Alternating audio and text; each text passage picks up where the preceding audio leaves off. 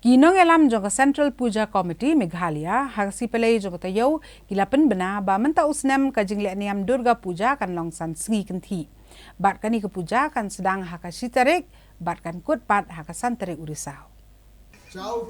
Presiden ka CPC naba batajaji habai kran bikin pakai kubor uloong ba kasngi sedang jong jingle niam Durga Puja kan long haka sitarik urisau. Bat on penkut ikan jingle niam haka santarik. Ban pendap ya kali niam berat beli tahu hawa umkra. Uloong ba laju sakhi ba hakisngi bejudan ke Durga Puja ke jur bah ke jingdheng kali. Kumta ke CPC ke kerpat ya ke Deputy Commissioner jong ke East Khasi Hills ba hakisngi ki bedan ke jingle niam puja dei ban pak pen kamai ki basau hadu khatwe beji menmiet. Ka CPC ke kenturu ikiriunget bakim dei ban let daki kali habaki let jengo ye ki puja mandal. Kenang ba kanembu jeng ki wepat ki bam rakhi ke puja. Presiden ke CPC uloong ba hadien bala dep ke bread blay kandon ru ke jeng penkut ye ke jaka bread blay hapulu Shillong.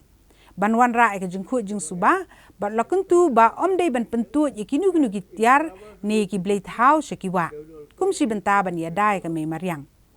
Kat ba General Secretary jeng ke CPC uji Eldas uloong ba menta usnem Kindon Ars Pak San Penyu Teli ki Puja Mandal Committee haka jylla Meghalaya batang hanong bak Shillong kidon riupusan teli bat kindon kumbak hatsan teli ki jaka bret blay haka jylla brokowe ule thu ba suaban sedang ke jingle niam Durga Puja ka CPC kan Pynlong ya ka all faith get together ha ancestries haka arpu prateri unai lur haka ba on wan bani shimenta de kinong elam niam na kiniam ba pher Bat ya kani lang on play da umentri rang ba ka jylla o Conrad ke sangma.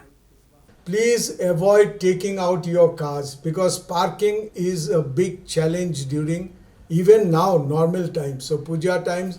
So we should not become a source of problem for other friends who are not celebrating the pujas. We should think of all. And that is the reason we are saying go for pooling or avoid taking out your individual cars, travel in those buses. Sufficient number of buses will be provided to take people from one point to another and it may continue up to 11:30 at night. Number two is the environment issue. We are all seized with environmental issues and we have seen that so many PILs and in the court, and I think as individuals also, even if it is not a judicial intervention, we should all be concerned, and I being also individually being involved in this, we are saying that like before this year, I think we will be able to achieve 100% where artificial dyes will not be used, maximum of earth and hay, and before the immersion, there will be cleaning of the place in immersion place, 24th. and subsequent within 24th or 36 hours these all the idols and whatever else is there will be removed. Now we from last few years we have made provision that whatever puja materials are not dumped into the river. All of you might have seen we make separate arrangements where all these are dumped into a basket which is kept there so that these materials are not dumped into the river.